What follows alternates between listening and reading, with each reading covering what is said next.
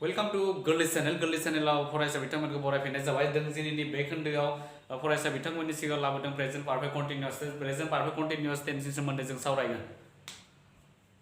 स' नाम्बारफोरा जाबाय present perfect continuous tense. दा गिबियावनो present perfect tense continuous tense बुङोब्ला मा बुजियो? दा जेब्ला बेनि बुंफुरलुखौ बुंनो थांगोन अब्ला बेनि बुंफुरलुआ जाबाय हमना ला भार्बनि खामानि गोदो बबेबा मोनसे समनिफ्रायनो सोलिबोगासिनो दंमोन आरो दासिमबो सोलिबाय थादों। बेबायदि ओंथियाव जोङो बे प्रेजेन्ट पारफेक्ट कन्टिन्युअस टेन्सखौ जों बाहायनाय जायो। बिदिन्थि हिसाबै जोङो जास्ट मोनसे एग्जाम्पल हमना हायो, जेरैबायदि आं बे फरायसालियाव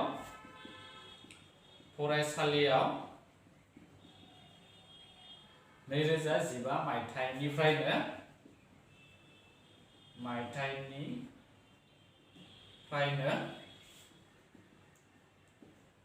फरायगासिनो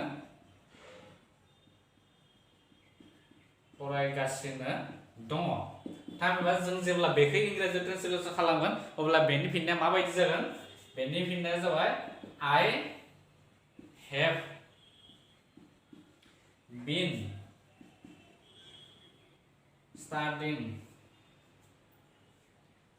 I have been studying in this school since 2015। बेनि जा नैबे आं बे फरायसालियाव 2015 मायथाइनिफ्रायनो फरायगासिनो दङ। बेनि इंराजि जा ट्रेन्सलेसन, बे इंराजि ट्रेन्सलेसन जाबाय I have been studying in this school since 2015। दा बे बोरै जागोन बेखौ लिरनायनि सिगाङाव आं नोंसोरनो मोनसे फर्मेसन लिरना होनो नागिरदों। दा बे जाबाय मोनसे फिसा एग्जाम्पल। दा बेनि प्रेजेन्ट पारफेक्ट कन्टिन्युअस टेन्सनि दाथाय एबा फर्मेसना जाबाय फर्मेसन।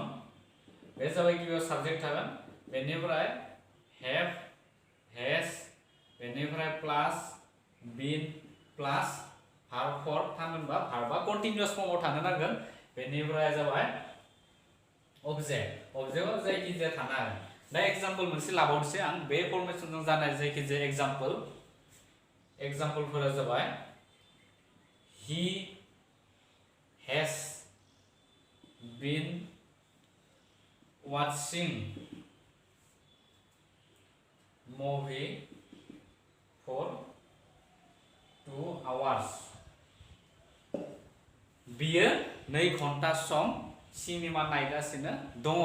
थारमाने बेबायदि ओंथियाव जाय खामानि गोदोनिफ्रायनो सोलिगासिनो दङ आरो दासिमबो सोलिगासिनो दङ बा थाबाय दङ दासिमबो, बेबायदि ओंथियाव जोङो बे प्रेजेन्ट पारफेक्ट कन्टिन्युअस टेन्सखौ लिरनो हायो। दा आं बेनि सिगाङावनो फरायसा बिथांमोननि सिगाङाव मोनसे टेबोल लिरनो नागिरदों। बे टेबोलनि गेजेरजों नोंथांमोना गोरलैयैनो बुजिना लानो हागोन। दा बबे समाव जोङो हेभखौ बाहायगोन, बबे समाव जों हेजखौ बाहायगोन, बे टेबोलखौ नायब्लानो नोंथांमोना मोजाङै बुजिना लानो हागोन। आं गिबियावनो होदोंमोन बे टेबोलखौ, थेवब्लाबो आं लिरफिनना होनो नागिरबाय। बेनिफ्राय पार्सन थाबाय, सिंगुलार नाम्बार, बेयाव थागोन प्लुरेल नाम्बार। बेनिफ्राय दा पार्सनफोरा जोंना मोनथाममोन, फार्स्ट पार्सन, सेकेन्ड पार्सन आरो थार्ड पार्सन। बेनिफ्राय बेयाव थागोन I, we, you, बे थागोन you आरो जोबथारनायाव मामोन नैबे he, she, बेनिफ्राय it जायखिजाया, राम मानसिनि मुं जायखिजाया, बेनिफ्राय बेयाव जाबाय they। बे जाबाय गासैबो पार्सन। दा बेजों जों नैबे फर्मेसनखौ बोरै लांगोन, बे फर्मेसनखौ बोरै जों बे टेबोलाव इउज खालामगोन? साप'ज जोङो मोनसे भार्बखौ लाबाय, भार्बखौ जास्ट मोनसे आं हमना लाबाय, भार्बखौ मा रिडखौनो लाबाय, बे भार्ब रिडखौ लाबाय आरो अबजेक्टखौ हमना ला जों हमबाय मोनसे अबजेक्ट। बे अबजेक्टखौ मा हमगोन? साप'ज अबजेक्टखौ हमबाय जोङो मा बुक हमबाय, ए बुक, बे जाबाय मोनसे अबजेक्ट। दा बे मोननै अबजेक्ट आरो भार्बखौ जोङो बेयाव पुट खालामगोन इउजिं दिस फर्मेसन। स' मा जागोन दा? आइजों मा जागोन? गिबियाव हेभ जागोन, I have। बेनिफ्राय हेभनि उनाव मा फैगोन? बीन फैगोन, I have been। बेनिफ्राय फैगोन मा? Verb form. थामहिनबा मा जागोन? बेयाव readनि जा continuous form बे मा जायो reading जायो जों बेखौ reading लिरनो नांगोन reading बेनिफ्राय अबजेक्टआ मा दङ जोंना आं लादोंमोन मा ए बुक बे ए बुकखौ लिरनो हाबानो जाबाय आरो नै गासैयावबो बिदिनो जागोन नैयाव मा जागोन we have been reading a book बेयावबो similarly we can say you have been reading a book बेयावबो मा जागोन you have been reading a book but नैयाव मा जागोन जोंहा बेयाव जोङो have खौ यूज खालामनो हानाय नङा जों बेयाव मा यूज खालामगोन जेब्ला थर्ड पर्सन सिंगुलार नाम्बार जायो साबजेक्टआ अब्ला जोङो बेजों मा has खौ यूज खालामनानै जोङो प्रेजेन्ट पारफेक्ट कन्टिन्युअस टेन्स बानायनाय जायो बेयाव have नि जायगायाव has लिरनानै आरो आद्रा थानाया जाबाय बेदि same been reading a book बेखौ लिरनो हाबानो जागोन दा बेफोर जाबाय सेम आरो थिग बिदिनो जोबथारनायावबो बे मा जागोन जोबथारनायाव जोङो बे has जानाय नङा बे have यूज खालामनांगोन they have been reading a book बेबायदि जागोन दा बेफोरनो जाबाय प्रेजेन्ट कन्टिन्युअस टेन्सनि दानायनि मोनफा मोनफा राहा जों बबे समाव जोङो has बाहायगोन बबे समाव जों have यूज खालामगोन बे टेबोलखौ जों नायनानै लिरनो हायो दा जोङो नेगेटिभ प्रेजेन्ट पारफेक्ट कन्टिन्युअस टेन्सखौ जोङो नेगेटिभ बोरै बानायगोन बेनि अनगायैबो जोङो माबोरै जों इन्टारगेटिभ बानायगोन बेखौ जास्ट एसे सोलोंनो नागिरदों दा एग्जाम्पल मोनसे लानोसै example we have been reading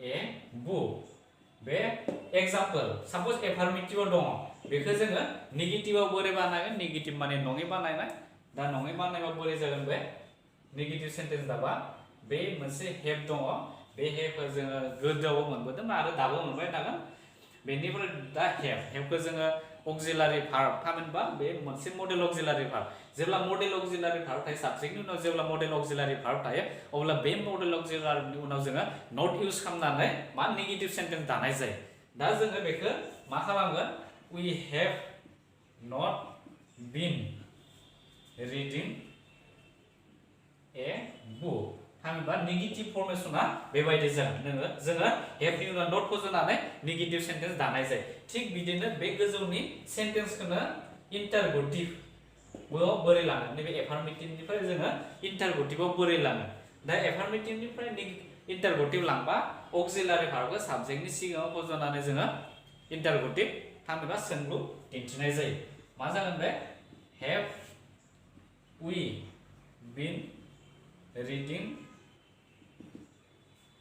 a book बेबायदि जागोन आरो जोबथारनायाव बेयाव कुइसन सेन होनो नांगोन have you been reading a book आं बिजाब फरायगासिनो दङ ना बेबायदि सोंनाय जादों दा बेफोरनो जाबाय मोनफा मोनफा राहा बोरै एफार्मेटिभ टु नेगेटिभ बा एफार्मेटिभ टु इन्टारगेटिभ बोरै लांनाय जायो दानिया जों प्रेजेन्ट पारफेक्ट कन्टिन्युअस टेन्सखौ मा समाव जों यूज खालामगोन बेखौ जों एसे सावरायनि दा प्रेजेन्ट पारफेक्ट कन्टिन्युअस टेन्सखौ जोङो सिन्स आरो फर यूज खालामनानै लिरनो हायो दा जेब्ला भार्बनि खामानिया गोदो माबेबा मोनसे समाव जाबोदोंमोन आरो दासिमबो सोलिगासिनो दं साप'ज आं फरायसालियाव आं गंसे फरायसालि आं बे फरायसालियाव 2015 मायथाइनिफ्रायनो फरायगासिनो दङ बेबायदि ओंथिखौ बुजायनो जोङो बे प्रेजेन्ट पारफेक्ट कन्टिन्युअस टेन्सखौ बाहायनाय जायो आं example just uses of present perfect continuous tense एग्जाम्पलफोरा मा जागोन आं बे फरायसालियाव थामहिनबा 2000 बेसां साप'ज 2018 मायथाइनिफ्रायनो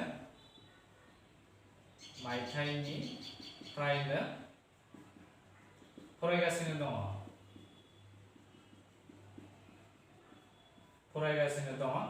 दा बेखौ जोङो माबोरै लिरनो हागोन गोजौनि फर्मेसन बायदि दा आंखौ इंराजियाव मा होनना बुंनाय जायो आइनि उनाव मा जागोन हेभ फैगोन हेभ बेनिफ्राय मा फैगोन एकर्डिं टु द फर्मेसन बे जाबाय बिन बेनिफ्राय जोङो फरायनाय स्टार्टिं लिरनो हायो जोङो स्टार्टिं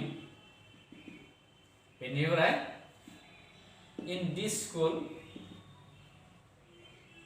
सिन्स बेसां 2018 दा सिन्स आरो for बेखौ जोङो बहा यूज खालामो जेब्ला सेन्टेन्सआ थामहिनबा बाथ्राया बबेबा मोनसे माने खामानिया सोलिगासिनो दं मोनसे समखौ फोरमायदो नाथाय बेसेबां समनि डिउरेसनखौ हमनाय जायाखै बा बुंनाय जायाखै बेबायदि सेन्टेन्सआव जोङो बे सिन्सखौ यूज खालामनाय जायो थामहिनबा बेसेबां सम बेयो फरायदों बेखौ दिन्थिनाय जायाखै बेयाव मायथाइनिफ्राय बेसेबां समनिफ्रायसो फरायगासिनो दं बेबायदि दिन्थिनायाव जोङो यूज खालामनाय जायो हमना ला फरखौ जों माबोरै यूज खालामगोन हमना ला जों 2 घन्टा सम मुभि नायगासिनो दङ दा बेवहाय मोनसे समनि बाथ्रा बुंनाय जादों बेसेबां घन्टा 2 घन्टा बेबायदि दिन्थियाव जोङो फरखौ यूज खालामनाय जायो दा बे जाबाय सिन्सनि यूज खालामनाय आरो मोनसे फरनि यूज खालामनाय जाबाय एग्जाम्पल फरनि यूज खालामनाय we have been watching movie